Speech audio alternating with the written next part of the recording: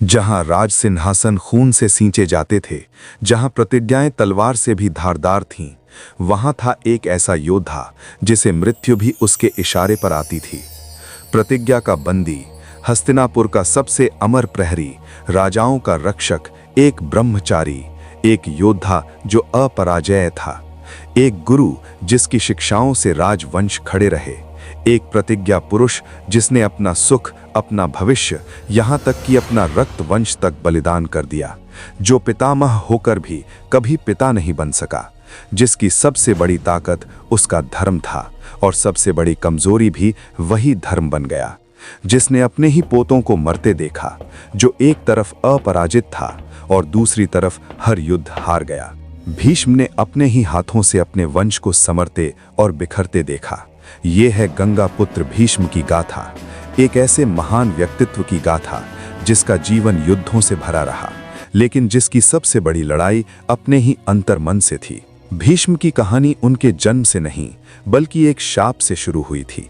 ये ऐसा शाप जिसने देवलोक के एक प्राणी को धरती पर एक लंबी और दुखद जिंदगी जीने के लिए मजबूर कर दिया। ये कहानी है उस दिव्य जन्म की जिसने कुरु वंश का पूरा इतिहास लिख दिया। ये बात उस समय की है जब हस्तिनापुर के सिंहासन पर महाराज शांतनु का राज था। वे एक शक्तिशाली और न्यायप्रिय राजा थे जिन्होंने अपनी प्रजा को अपार सुख और समृद्धि दी थी। उनका राज्य फल फूल रहा था, परंतु उनके जीवन में एक खालीपन था। वे अकेले थे। एक दिन शिकार करते हुए वे गंगा नदी के तट पर पहुंचे। वहां शांतनु की नजर एक दिव्य स्त्री पर पड़ी जिसकी सुंदरता ने उन्हें सम्मोहित कर दिया। उसकी आंखें मानो स्वर्ग का रहस्य समेटे थीं। वह स्वयं गंगा देवी थीं। शांतनु उनके प्रेम में ऐसे डूबे कि उन्होंने तुरंत गंगा से विवाह का प्रस्ताव रख दिया। भयानक शर्त। गंगा ने राजा के प्रस्ताव को स्वीकार कर लिया, परंतु एक ऐसी शर्त रखी जिसने शांतनु के जीवन को हमेशा के लिए बांध दिया। हे राजन, गंगा ने गंभीर स्वर में कहा, मैं तुम्हारी रानी बनूंगी, परंतु तुम मेरे किसी भी काम पर कभी कोई सवाल नहीं उठाओगे। यदि तुमने मेरी किसी भी क्रिया पर प्रश्न किया तो मैं तुम्हें उसी पल छोड़कर चली जाऊंगी। राजा शांतनु ने अपने प्रेम में अंधा होकर इस भयानक शर्त को मान लिया, परंतु ये विवाह कोई साधारण कथा नहीं थी। शीघ्र ही गंगा ने संतान को जन्म देना शुरू किया। जब पहला पुत्र हुआ तो जन्म लेते ही गंगा ने उसे गोद में उठाया और बहती नदी की धारा में डुबोकर विलीन कर दिया। सिर्फ शिशु की चीखें और जल का प्रलाप। राजा शांतनु का हृदय चीर गया, परंतु वचन के बंधन ने उनकी जुबान को कैदी बना दिया। ऐसा ही हुआ दूसरे पुत्र के साथ, तीसरे के साथ। एक के बाद एक गंगा ने 7 पुत्रों को जन्म दिया और प्रत्येक को नदी में डुबो दिया। शांतनु के सामने एक ऐसा क्रूर दृश्य था जो उनके दिल को छलनी कर रहा था। हर बार जब एक पुत्र पैदा होता, वही दर्दनाक दृश्य दोहराया जाता। शांतनु की आंखों में आंसू थे, पर होंठ सील चुके थे। एक वचन ने उन्हें लाचार बना दिया। लेकिन जब 8वें पुत्र देवव्रत का जन्म हुआ, तब राजा शांतनु का धैर्य जवाब दे गया। अपने दिल को संभाल ना पाकर उन्होंने गंगा को रोक दिया और अपने बच्चे को न मारने की गुहार लगाई। रुको, शांतनु चिल्लाए, इस निर्दोष बच्चे को मत मारो। वचन टूट गया और उसी क्षण गंगा का विदा होना तय हो गया। रहस्य का उद्घाटन। परंतु जाने से पहले गंगा ने वो रहस्य उजागर किया जो युगों से देवताओं के बीच छिपा था। राजन, गंगा बोली, जिन 7 पुत्रों को मैंने जल में विलीन किया वे साधारण शिशु नहीं थे।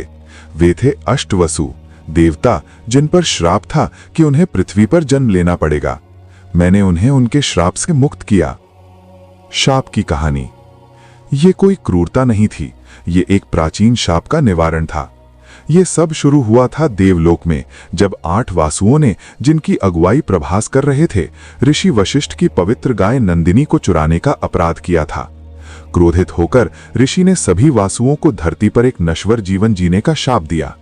जब वासुओं ने उनसे माफी मांगी तो वशिष्ठ ने अपने शाप को कुछ कम कर दिया।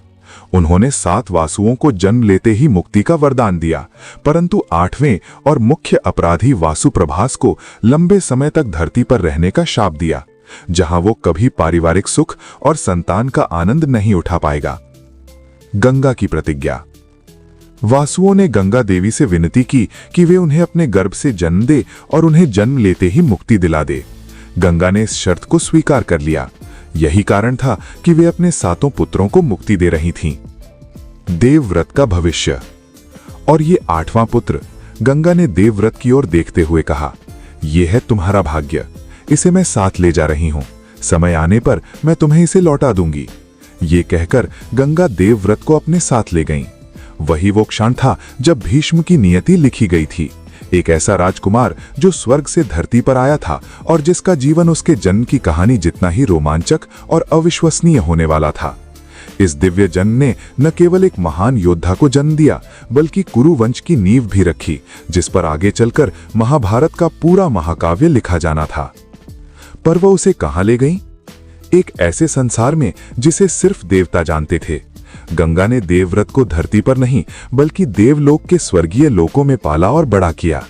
यह किसी साधारण राजकुमार की परवरिश नहीं थी, बल्कि एक ऐसे नायक की शिक्षा थी जिसे आने वाले समय में एक महान जिम्मेदारी उठानी थी। देवव्रत का ज्ञान और युद्ध कौशल किसी चमत्कार से कम नहीं था। उनके गुरु भी साधारण नहीं, बल्कि स्वयं देवलोक के सबसे बड़े विद्वान थे। ऋषि वशिष्ठ ने उन्हें वेद, वेदांग और सभी पवित्र शास्त्रों का गहन ज्ञान दिया। उनका ज्ञान इतना गहरा था कि वे राजनीति और धर्मशास्त्रों ने देवगुरु बृहस्पति और असुर गुरु शुक्राचार्य के बराबर माने जाते थे। पर देवव्रत की सबसे खास ट्रेनिंग थी उनकी युद्ध कला।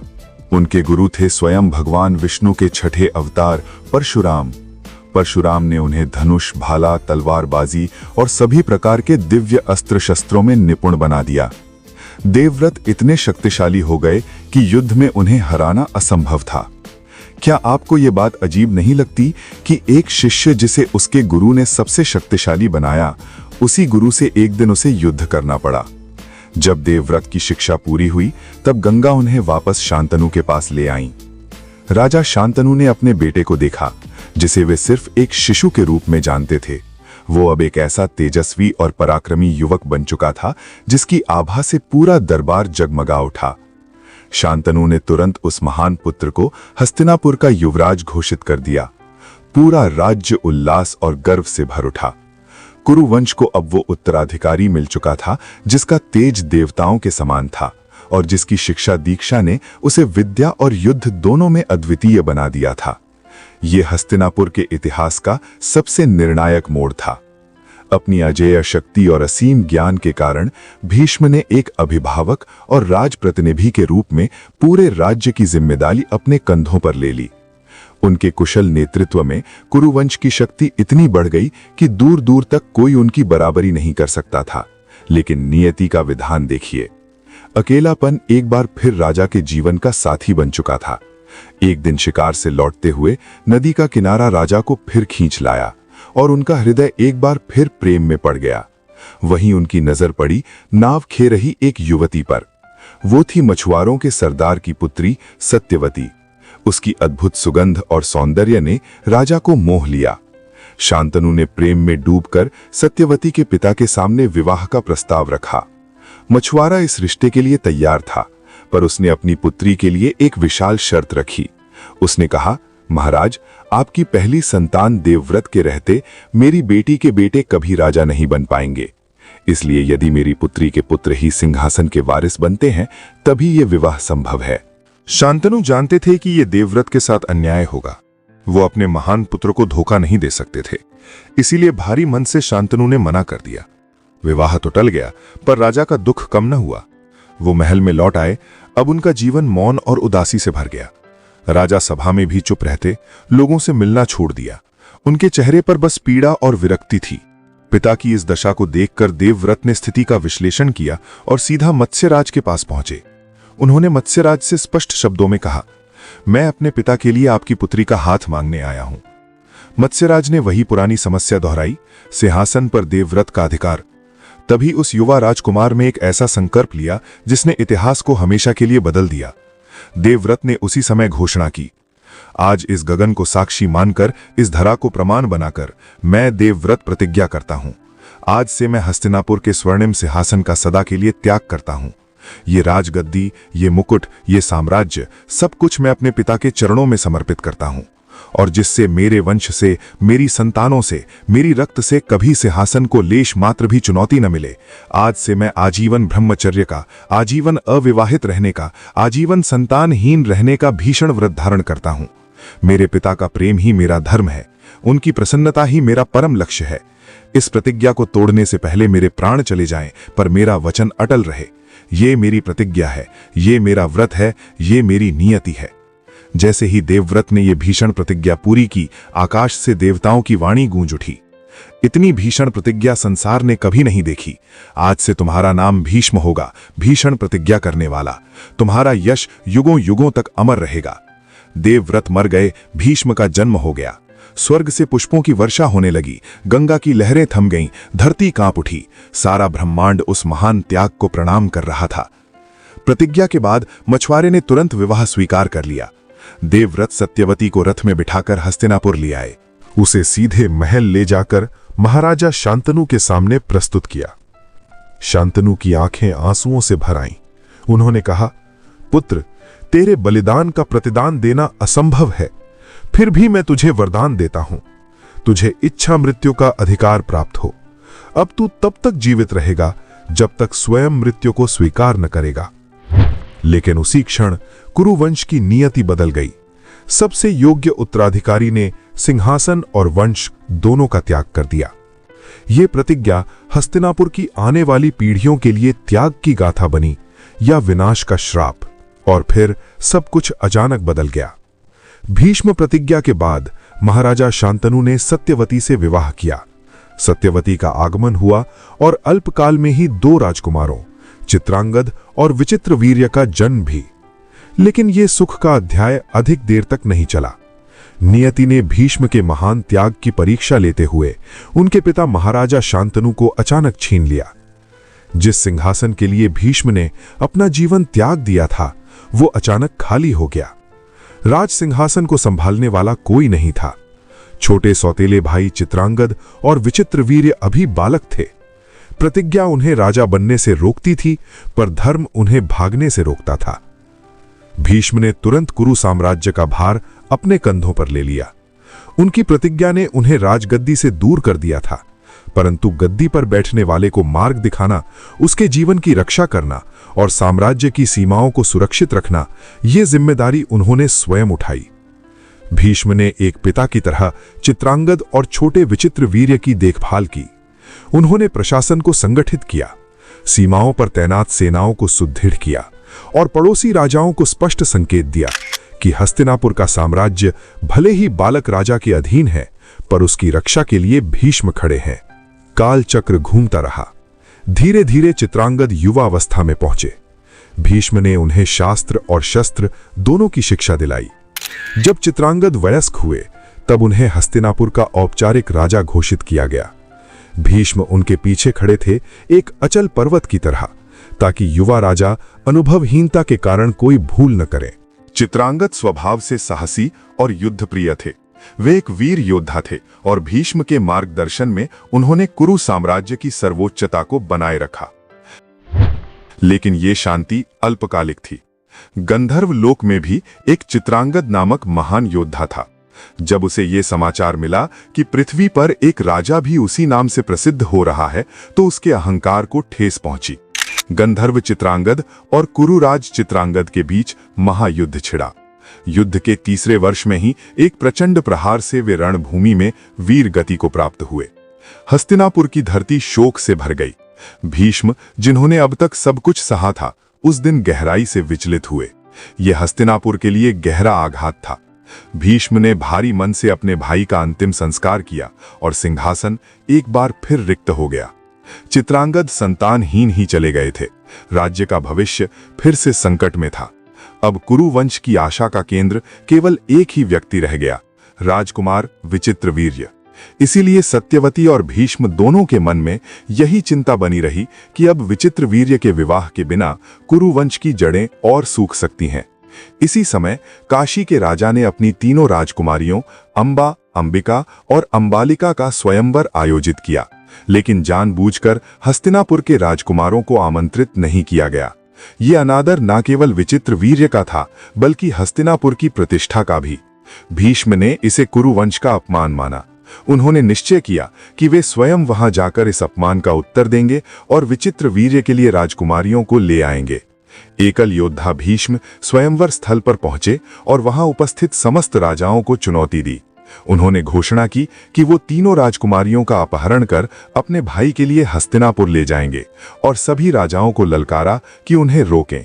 ये सुनकर सभा में खलबली मच गई। अनेक राजाओं और राजकुमारों ने उन्हें रोकने का प्रयास किया। जो युद्ध हुआ वो अकल्पनीय था। अकेले भीष्म ने राजा शाल्व समेत समस्त विरोधियों को पराजित कर दिया। भीष्म के सामने कोई टिक न सका। उन्होंने सभी प्रतिद्वंदियों को परास्त किया और तीनों राजकुमारियों को अपने रथ में बिठाकर हस्तिनापुर की ओर प्रस्थान किया। हस्तिनापुर लौटने के बाद जब विवाह की तैयारी चल रही थी, तभी सबसे बड़ी राजकुमारी अंबा ने अपना मन खोलकर भीष्म और सत्यवती के सामने रख दिया। उसने दृढ़ता से कहा कि वो मन ही मन राजा शाल्व को अपना पति मान चुकी है, परंतु यहां नियति ने एक और क्रूर मोड़ लिया। शाल्वराज, जो पहले अंबा को चाहता था, अब उसे स्वीकार करने से इनकार कर बैठा। राजा शाल्व ने उसे अस्वीकार कर दिया। उसका तर्क था कि भीष्म द्वारा जीती गई वस्तु को वो स्वीकार नहीं कर सकते। अपमानित अंबा फिर हस्तिनापुर लौटी, पर इस बार उसके शब्दों में विनती और वेदना थी। महारथी, आप ही मुझे इस स्थिति में लाए हैं, अब आप ही मुझे स्वीकार कीजिए। उसने भीष्म से विवाह की गुहार लगाई, क्योंकि वही उसकी दुर्दशा का कारण थे। भीष्म का हृदय द्रवित तो हुआ, लेकिन वे अपने भयावह ब्रह्मचर्य व्रत से बंधे हुए थे। उन्होंने अंबा से कहा, देवी, ये संभव नहीं है। मैंने आजीवन विवाह न करने और संतान न उत्पन्न करने की प्रतिज्ञा ली है। इस प्रतिज्ञा से मैं विचलित नहीं हो सकता। अंबा के लिए यह तीसरा और अंतिम अस्वीकार था। तीन पुरुषों द्वारा ठुकरा दी गई उस अपमानित राजकुमारी ने अब भीष्म के विनाश की शाश्वत प्रतिज्ञा ली। भटकती हुई अंबा ऋषि मुनियों और राजाओं से न्याय की गुहार लगाने लगी। कोई उसे स्वीकारने या उसके पक्ष में खड़ा होने को तैयार न हुआ। अंततः वो पहुंची भगवान परशुराम के आश्रम में, वही परशुराम जो भीष्म के गुरु थे। अंबा की व्यथा सुनकर परशुराम का हृदय पिघल गया। उन्होंने भीष्म को बुलवाया और आदेश दिया, पुत्र, या तो इस कन्या से विवाह करो या फिर युद्ध के लिए तैयार हो जाओ। भीष्म ने हाथ जोड़कर उत्तर दिया, गुरुदेव, मैं आपके चरणों का भक्त हूं, किंतु मैंने जिस प्रतिज्ञा को लिया है उसे मैं किसी भी परिस्थिति में नहीं तोड़ सकता, चाहे मेरे प्राण ही क्यों न चले जाएं। ये सुनकर परशुराम ने क्रोध में शस्त्र उठा लिया और इस प्रकार आरंभ हुआ गुरु और शिष्य का महाभयानक युद्ध। दो महान योद्धाओं की तुलना। परशुराम और भीष्म आमने सामने थे, दो ऐसे योद्धा जिनकी तुलना ब्रह्मांड में दुर्लभ थी। गुरु और शिष्य के बीच एक अभूतपूर्व महासंग्राम छिड़ गया जो 23 दिन तक चला। नदियां सूखने लगी, पर्वत हिलने लगे और देवता तक इस युद्ध को देखकर भयभीत हो उठे। परशुराम ने भी अपनी समस्त शक्ति लगा दी, पर कोई भी एक दूसरे को परास्त न कर सका। आखिरकार देवताओं और ऋषियों को हस्तक्षेप करना पड़ा। उन्होंने युद्ध रोक दिया और दोनों को समझाया कि इस द्वंद्व से संसार का ही विनाश हो जाएगा। युद्ध का कोई निष्कर्ष नहीं निकला, पर यह स्पष्ट हो गया कि भीष्म अजय हैं। परंतु इस प्रसंग ने अंबा के हृदय में गहरे प्रतिशोध का बीज बो दिया। वो बोली, भीष्म, मैं तुम्हारे विनाश के बिना चैन नहीं लूंगी। इसी प्रतिज्ञा के साथ वो चली गई। इस प्रकार विवाह संपन्न हुआ और कुरुवंश की परंपरा आगे बढ़ने की आशा एक बार फिर जागी। परंतु नियति मानो कुरुवंश से लगातार खेल खेल रही थी। विचित्र वीर्य स्वभाव से भोगप्रिय और शारीरिक रूप से दुर्बल निकले। भीष्म ने कई बार उन्हें धर्म और कर्तव्य की ओर मोड़ने का प्रयास किया, परंतु धीरे धीरे उनके स्वास्थ्य ने साथ छोड़ दिया। बीमारियों ने उन्हें जकड़ लिया और अंततः वे अल्पायु में ही मृत्यु को प्राप्त हुए। राजा संतानहीन अवस्था में ही अचानक चल बसा। सिंहासन फिर से खाली हो गया। भीष्म का हृदय एक बार फिर मौन पीड़ा से भर गया। उन्होंने जीवन भर त्याग किया, पर उनके ही सामने वो वंश टूटने के कगार पर खड़ा था जिसके लिए उन्होंने सब कुछ बलिदान दिया था। कुरुवंश की रक्त रेखा टूट चुकी थी। अब सिंहासन को वारिस कैसे मिलेगा? रानी मां सत्यवती, जिन्हें अपने पति शांतनु ने यह वंश सौंपा था, शोक के साथ अब वे गहन भय से घिरी थीं। विचित्र वीर्य के अंतिम संस्कार के उपरांत सत्यवती ने भीष्म का सामना किया। ये कोई सामान्य बातचीत नहीं थी। ये एक मां का अपने वंश के लिए पुत्र समान संरक्षक पर डाला गया अंतिम नैतिक दबाव था। उनके शब्दों में अश्रु थे। उन्होंने आंसू भरी आंखों से प्रार्थना की, तुम्हारे व्रत ने मेरे पुत्रों को सिंहासन दिया, पर अब वही व्रत इस वंश का अंत कर रहा है। अपनी प्रतिज्ञा तोड़ो और कुरु वंश को संतान दो। परंतु देवव्रत केवल पुत्र नहीं थे, वे भीष्म थे, प्रतिज्ञा पुरुष। उन्होंने स्पष्ट कहा, एक क्षत्रिय के लिए उसका वचन ही उसकी आत्मा है। लेकिन वंश को बचाने के लिए उन्होंने धर्म ग्रंथों में वर्णित नियोग नामक शास्त्रीय और कठोर विकल्प प्रस्तुत किया। भीष्म ने अपनी प्रतिज्ञा बचाई, लेकिन नियोग ने वंश को ऐसे वारिस दिए जो जन्म से ही सिंहासन के संघर्ष का कारण बनने वाले थे। इस प्रकार जन्मे धृतराष्ट्र, पांडु और विदुर। उत्तराधिकारी की उलझन अस्थायी रूप से सुलझ चुकी थी। राजकुमारों के वयस्क होते ही भीष्म ने रीजेंट के रूप में अपना सबसे बड़ा और निर्णायक कार्य आरंभ किया, राज्याभिषेक। सिंहासन का निर्णय अत्यंत गंभीर और नाटकीय था। भीष्म और सत्यवती ने शास्त्रों और कुरुवंश की परंपरा का पालन करते हुए भारी मन से निर्णय लिया। धृतराष्ट्र को उनके जन्म से अंधेपन के कारण सिंहासन के लिए अयोग्य घोषित किया गया। ज्येष्ठाधिकार की सदियों पुरानी परंपरा को एक अंधेरे न्याय के लिए दरकिनार कर दिया गया। छोटे पर पूरी तरह सक्षम पांडु को कुरुओं का नया राजा घोषित किया गया। यही वचन था जब ज्येष्ठ पुत्र धृतराष्ट्र के हृदय में अपमान और अलगाव का पहला बीज बोया गया। यह निर्णय, जो राजधर्म की रक्षा के लिए लिया गया था, वास्तव में कुरुवंश के विभाजन की मजबूत नींव बन गया। अब भीष्म ने अपनी दृष्टि राज्य की सीमाओं पर डाली। उनकी वैवाहिक कूटनीति किसी सैन्य विजय से कम नहीं थी। सर्वप्रथम उन्होंने अंधे धृतराष्ट्र के लिए गांधार के शक्तिशाली राज्य की राजकुमारी गांधारी का विवाह सुनिश्चित किया। यह चयन केवल राजनीतिक नहीं था। गांधारी को स्वयं भगवान शिव से 100 पुत्रों का वरदान प्राप्त था। यह वरदान भीष्म के लिए शांतनु के वंश को 100 गुना सुरक्षित करने का स्पष्ट आश्वासन था। राजा सुबल पहले संकोच में थे, क्या अपनी पुत्री को एक नेत्रहीन राजकुमार को सौंप देना उचित होगा? परंतु गांधार के राजा सुबल ने विशाल कुरुवंश के प्रताप और भीष्म की शक्ति के आगे समर्पण कर दिया।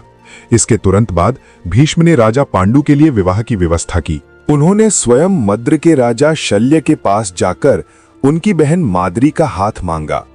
इस विवाह ने हस्तिनापुर को मद्र जैसे एक शक्तिशाली सैन्य और राजनीतिक बल का समर्थन प्रदान किया।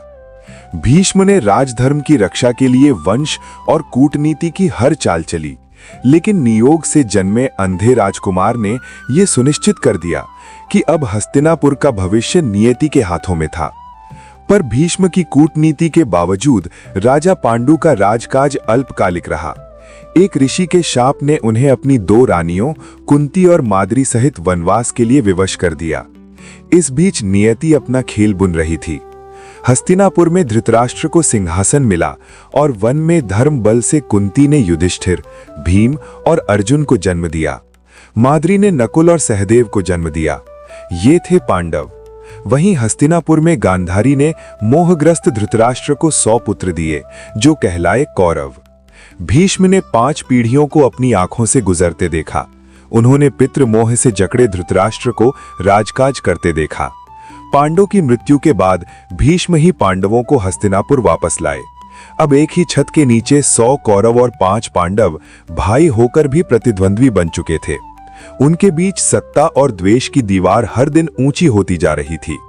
भीष्म, जो अब 5 पीढ़ियों का भार उठाए खड़े थे, हर दिन इस बढ़ते गृह युद्ध को आकार लेते देख रहे थे। उनकी भयावह प्रतिज्ञा उन्हें सिंहासन के प्रति वफादार बनाए रखती थी, भले ही वो सिंहासन अधर्म के मार्ग पर क्यों न चला जाए। भीष्म जानते थे कि नियति अपना धागा कहां से खींच रही है।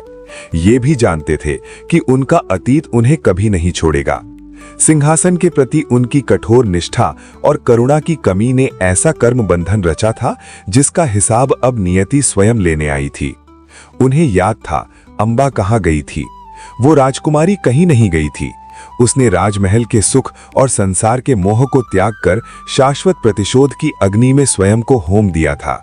उसकी तपस्या, उसकी घृणा इतनी प्रबल थी कि वो मनुष्य के दायरे से परे हो गई। भीष्म की प्रतिज्ञा से अपमानित अंबा ने शिव के वरदान से अगला जन्म लिया था।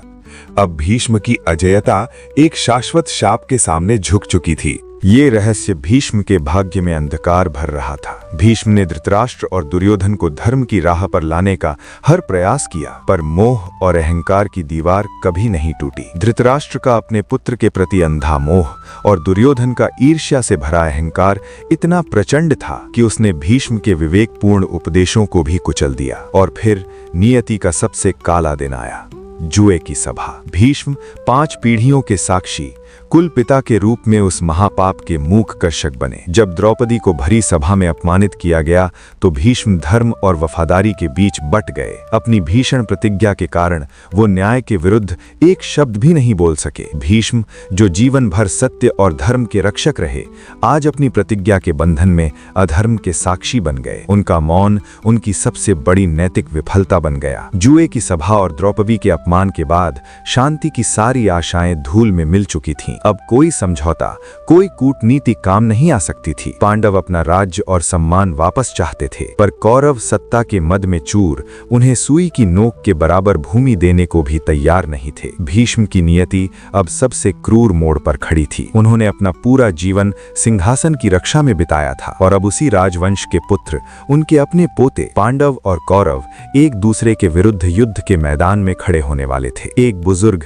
एक कुल पिता होने के नाते उन्हें न केवल अपने पौत्रों को युद्ध में भिड़ते देखना था, बल्कि अपनी प्रतिज्ञा के कारण अधर्म का साथ देने के लिए भी विवश होना पड़ा। अब केवल कुरुक्षेत्र ही इस महान योद्धा की त्रासदी का अंत कर सकता था। भीष्म, जो पितामह थे, अब कुरुक्षेत्र के युद्ध मैदान में अधर्म के पक्ष में खड़े होकर अपने ही धर्मपरायण पोतों से युद्ध करेंगे। दुर्योधन के आग्रह पर भीष्म ने कौरव सेना के सर्वोच्च सेनापति का पद स्वीकार किया। कर्ण ने पितामह भीष्म के अधीन युद्ध करने से स्पष्ट इनकार कर दिया। भीष्म की सेना नायकता ने कर्ण, जो दुर्योधन का सबसे शक्तिशाली अस्त्र था, वो युद्ध के पहले 10 दिनों तक मैदान से दूर रखा। फिर आया वो दिन, कुरुक्षेत्र युद्ध का उद्घाटन दिवस। शंखनाद गूंजा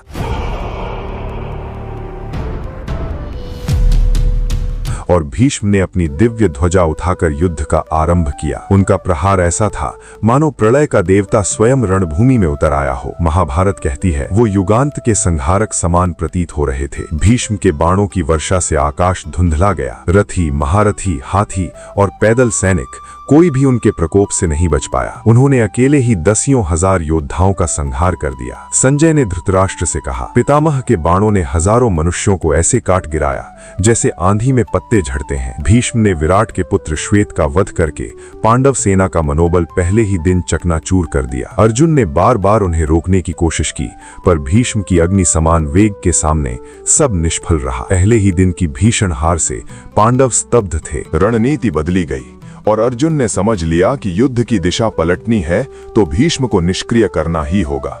दूसरे दिन भी भीष्म की प्रचंडता कम न हुई। उनका रथ युद्ध भूमि में ऐसे घूम रहा था जैसे सूखी घास में लगी अग्नि सब कुछ भस्म कर दे। अर्जुन और भीष्म के बीच बाणों की हजारों धाराओं ने आकाश को आच्छादित कर दिया, पर कोई निर्णायक बढ़त नहीं मिली। भीष्म ने सैकड़ों हाथियों को, हजारों पैदल सैनिकों को और अनगिनत योद्धाओं के सिरों को पके फलों की तरह काट गिराया।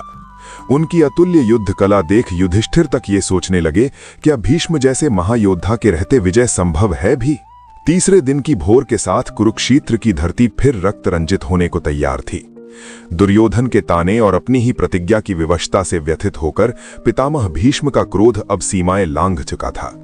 उन्होंने आदेश दिया, आज कौरव सेना गरुड़ व्यूह में सजाई जाएगी। ज्यों ही युद्ध आरंभ हुआ, रणभूमि पर प्रलय उतर आया। उनका प्रहार इतना प्रचंड था कि शत्रु दल में चीखों की गूंज के अलावा कुछ शेष न रहा। संजय ने धृतराष्ट्र से वो दृश्य सुनाया। राजन, ऐसा प्रतीत हो रहा था मानो रक्त की नदियां पश्चिमी सागर की ओर बह निकली हों। वो संघार किसी साधारण योद्धा का नहीं था, वो युगांत करने वाले संघारक का दृश्य था। भीष्म की ये अकल्पनीय उग्रता देखकर अर्जुन और श्री कृष्ण दोनों स्तब्ध रह गए। पांडव सेना विनाश के कगार पर पहुंच चुकी थी। युद्ध का संतुलन अब पूरी तरह भीष्म के पक्ष में झुक चुका था। इस भयंकर क्षण में दैवीय हस्तक्षेप को जन्म दिया। श्री कृष्ण, जिन्होंने युद्ध में शस्त्र न उठाने की प्रतिज्ञा ली थी, अब अपने ही वचन को तोड़ने को विवश हो गए। क्रोध में भरकर वे रथ से कूद पड़े और पास पड़ा रथ का पहिया उठाकर भीष्म की ओर दौड़ पड़े। भीष्म ने जब भगवान को इस रूप में अपनी ओर आते देखा तो उनके मुख पर भय नहीं, बल्कि परमानंद और तृप्ति की झलक थी। उन्होंने अपने शस्त्र त्याग दिए, सिर झुकाया और कहा, हे कमल नयन भगवान, मुझे इस युद्ध में नष्ट कर दीजिए ताकि मैं आपके हाथों मोक्ष और अमर यश दोनों प्राप्त कर सकूं। यह दृश्य पूरे युद्ध का सबसे दिव्य और कंपनकारी क्षण था, जहां एक ओर भगवान अपने भक्त पर क्रोधित थे और दूसरी ओर भक्त उस क्रोध में भी केवल मुक्ति देख रहा था। अर्जुन दौड़ते हुए पहुंचे। उन्होंने श्री कृष्ण को रोका और भीष्म से निर्णायक युद्ध करने का संकल्प दोहराया। तीसरे दिन कृष्ण के नाटकीय हस्तक्षेप के बावजूद चौथा दिन याद किया जाता है भीम के अदम्य पराक्रम के लिए। भीम ने धृतराष्ट्र के 8 पुत्रों का वध कर दिया। अपने पोतों की मृत्यु के प्रतिशोध में पितामह भीष्म का क्रोध प्रचंड हो उठा। भीष्म ने पांडव सेना पर भयंकर जवाबी हमला किया। उन्होंने संहार करते हुए सैकड़ों राजकुमारों और योद्धाओं को मार गिराया। भीष्म का यह प्रतिशोध इतना भीषण था कि उनका वर्णन किया गया कि उन्होंने मैदान को लाशों से ढक दिया, मानो तूफान के बाद सूखे पत्ते बिखरे हों। भीष्म ने 5वीं सुबह कौरव डिवीजनों को मगरमच्छ व्यूह में व्यवस्थित किया। ये व्यूह केवल रक्षात्मक शक्ति बनाए रखने के लिए नहीं था, बल्कि शत्रु के कोर पर घातक जबड़े जैसा हमला करने के लिए डिजाइन किया गया था। भीष्म का संकल्प स्पष्ट था, विनाश की तीव्रता को किसी भी कीमत पर कम नहीं होने देना। भीष्म का क्रोध ऐसा था कि कुछ छंदों के अनुसार उन्होंने अकेले ही 10,000 हाथी, 10,000 घुड़सवार और 20,000 पैदल सैनिकों का संहार कर दिया। वो एक ही वार में संपूर्ण रेजिमेंटों को काट गिराते थे। अर्जुन अब अपने दादा की शक्ति को समझते हुए और भी उग्रता और एकाग्रता के साथ लड़ रहे थे, लेकिन सूर्यास्त तक भीष्म अत्यधिक थकावट के बावजूद युद्ध भूमि पर अपना नियंत्रण बनाए हुए थे। भीष्म के सामने पांडव सेना पूरी तरह से तितर-बितर हो गई। 5वें दिन के इस विशाल रक्तपात के बाद अर्जुन ने स्वयं स्वीकार किया कि भीष्म लगभग अजेय हैं। 6ठा दिन तथा भीष्म के अखंडनीय नेतृत्व और अविराम संहार की गाथा लेकर आया। संजय ने उस दिन के भयानक दृश्य का वर्णन करते हुए धृतराष्ट्र से कहा, राजन, आज पांडवों की सेना में जो महान संहार हुआ उसका एकमात्र कारण भीष्म है। भीष्म का रूप उस दिन कुछ और ही था, प्रलय की विभीषिका, युग के संहारक का साकार रूप। उनके बाणों की वर्षा इतनी तीव्र, इतनी घनी थी कि आकाश बाणों से अंधकारमय हो गया। जहां भी उनका रथ जाता मृत्यु उनका साथ देती। ध्वज गिरते, रथ पलटते, योद्धा धराशायी होते और रक्त से धरती की प्यास बुझती जाती। स्वयं धर्मराज युधिष्ठिर ने स्वीकार किया, भीष्म की भयंकरता ने हमारी युद्ध रेखाओं को तोड़कर चकनाचूर कर दिया। सैनिक भय से पीछे हटने लगे। दुर्योधन ये देखकर और गर्व से भर उठा। वो हंसते हुए बोला, देखो, पितामह के रहते पांडवों की कोई सेना, कोई वीर खड़ा नहीं रह सकता। किंतु इस गर्व के पीछे संशय की छाया अब भी मंडरा रही थी। भीष्म की अजयता के बावजूद दुर्योधन के मन में भय था, क्या ये प्रचंडता हमेशा बनी रह पाएगी? और इसी भय ने 7वें दिन की भोर में उसे फिर पितामह भीष्म के पास पहुंचा दिया। दुर्योधन बोला, मैं देख रहा हूं कि पांडव अब भी डटे हैं, क्या हमारी विजय निश्चित है? भीष्म ने अपने शांत किंतु तेजस्वी स्वर में उत्तर दिया, दुर्योधन, भय मत कर, मैं आज पांडव रेखाओं को तोड़ दूंगा। मैं तुम्हें विजय और आनंद दोनों प्रदान करूंगा। उन्होंने आगे कहा, हम कौरव योद्धा इतने समर्थ हैं कि आवश्यकता पड़े तो तीनों लोकों को भी जीत सकते हैं। 7वें दिन के अखंडनीय क्रोध के बाद भीष्म ने 8वीं सुबह कौरव सेना को एक विशाल सागर सदृश व्यूह में व्यवस्थित किया। ये व्यूह अपनी विशालता और अथाह गहराई के कारण पांडव सेना को भ्रमित करने के लिए रचा गया था। भीष्म ने एक बार फिर सामूहिक संहार का सिलसिला जारी रखा। इसी बीच युद्ध के मैदान में भीम का रथ पितामह भीष्म के सामने आ खड़ा हुआ। भीष्म ने अपने पराक्रम से भीम को पराजित किया और उनका रथ नष्ट कर दिया, लेकिन भीष्म ने पुत्र मोह से विवश होकर भीम को जीवित छोड़ दिया। भीम को जीवित छोड़ने के बाद भीष्म का क्रोध पांडव सहयोगियों पर टूट पड़ा। 9वां दिन, कुरुक्षेत्र का वो प्रहर जब सूर्य का प्रकाश भी रक्तिम हो उठा था। भीष्म अब अपने जीवन के सबसे निर्णायक युद्ध के सामने थे। उन्होंने कौरव सेना को सर्वतोभद्र व्यूह में सजाया, एक ऐसा अभेद्य गठन जिसमें प्रवेश करना असंभव था। भीष्म स्वयं अग्रपंक्ति में थे और उनके प्रत्येक प्रहार के साथ पृथ्वी कांप उठती थी। उनका शौर्य अपनी चरम सीमा पर था। कहा गया, वो दिन पांडवों के लिए असहनीय था, किंतु उस भीषणता के बीच भीष्म का अंतर्मन एक शांत निर्णय पर पहुंचा। उन्होंने युधिष्ठिर को देखा और धीमे स्वर में कहा, जब तक मैं जीवित हूं तुम्हारी विजय असंभव है। ये वाक्य केवल एक स्वीकारोक्ति नहीं था, ये नियति का उद्घोष था। उस रात श्री कृष्ण ने अर्जुन से कहा, यदि तुम ये नहीं करोगे पार्थ, तो मैं स्वयं सुदर्शन उठाऊंगा। भीष्म अजेय थे, पर धर्म के बंधन में बंधे हुए, और वही बंधन उनके अंत का कारण बन गया। कल जब 10वां दिन उगेगा, अंबा का शाप शिखंडी के रूप में लौटेगा। 10वां दिन भीष्म के जीवन का वो अध्याय जहां वीरता, त्याग और नियति एक ही रेखा पर आ खड़े हुए। वे लड़े ऐसे जैसे स्वयं विनाश का देवता पृथ्वी पर उतर आया हो। उनके बाणों की गति वज्र से भी तीव्र। रथ पलटते, हाथी गिरते, सैनिक रेत की तरह बह जाते। उस दिन भीष्म अकेले ही 10,000 हाथी, 10,000 अश्वारोही और 2 लाख पैदल सैनिकों का संहार कर गए। लेकिन नियति अब अपना पाश फैला चुकी थी। पांडवों ने वही योजना अपनाई। शिखंडी, वही अंबा। अंबा की आत्मा शिखंडी के रूप में लौटी।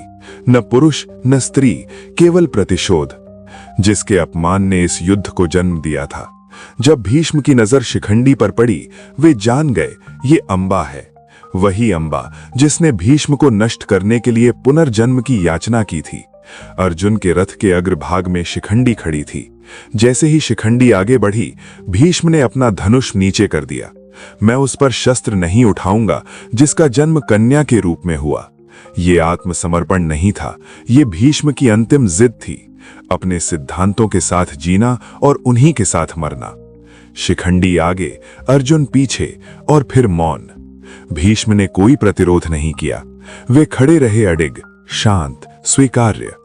अर्जुन ने धनुष उठाया, शिखंडी को ढाल बनाकर। अर्जुन के हाथ कांप रहे थे। ये वही भीष्म थे जिन्होंने उन्हें धनुर्विद्या सिखाई, जिन्होंने उन्हें पुत्र की तरह पाला। पर कृष्ण ने कहा, अर्जुन, ये तुम्हारा धर्म है और ये उनकी इच्छा। फिर बाणों की वर्षा हुई, 1, 2, दसियों, सैकड़ों। भीष्म के शरीर में इतने बाण समा गए कि उनके अंगों में भूमि छूने की भी जगह नहीं रही। वे रथ से नीचे गिरे, पर धरती ने उन्हें नहीं छुआ। बाणों की नोकें ही उनका बिछौना बन गईं, बाणों की शैया। जैसे धरती ने भी उन्हें सम्मान देने के लिए अपना आलिंगन रोक लिया। युद्ध थम गया। दोनों सेनाएं मौन थीं, सिर पूर्व की ओर, शरीर तीरों पर, आंखें खुली। भीष्म मरे नहीं, वे ठहर गए। इच्छा मृत्यु का वरदान उन्हें स्मरण हुआ। भीष्म को मरने का अधिकार था, पर वे उत्तरायण की प्रतीक्षा करेंगे, शुभ समय का इंतजार। लेकिन इस इंतजार में उन्हें देखना होगा कुरु वंश का विनाश। जब सूर्य उत्तर दिशा में गमन करेगा, तभी वे शरीर का परित्याग करेंगे। भीष्म का गिरना युद्ध का पहला महान मोड़ था। पितामह के बिना कौरवों की रीढ़ टूट गई। उनका पतन केवल एक योद्धा का पतन नहीं था, ये एक युग का अंत था। अब युद्ध का संतुलन बदल चुका था। भीष्म के हटने से पांडवों की विजय की राह खुल गई थी, पर भीष्म अब भी जीवित साक्षी बनकर अपने ही वंश के विनाश को देखने को विवश थे।